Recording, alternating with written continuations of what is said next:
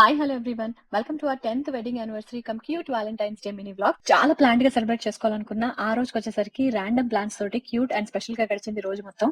ఈ రోజు కోసమే స్పెషల్ గా ఈ రెడ్ అండ్ వైట్ శారీ ఎప్పుడో ప్లాన్ చేసి పెట్టుకున్నాను. దాని మీదకి మా వారు గిఫ్ట్ గా ఇచ్చిన సిల్వర్ జ్యువెలరీ ఎంత బాగా మ్యాచ్ అయిందో. బాగుందా అని అడిగితే తన హెడ్ నోడ్ ఒకటే నాకు సమాధానం. బాగుంది అని నోరు తెరిసంటే ఈ మగాళ్ళ సొమ్మేం పోతుందో కదా.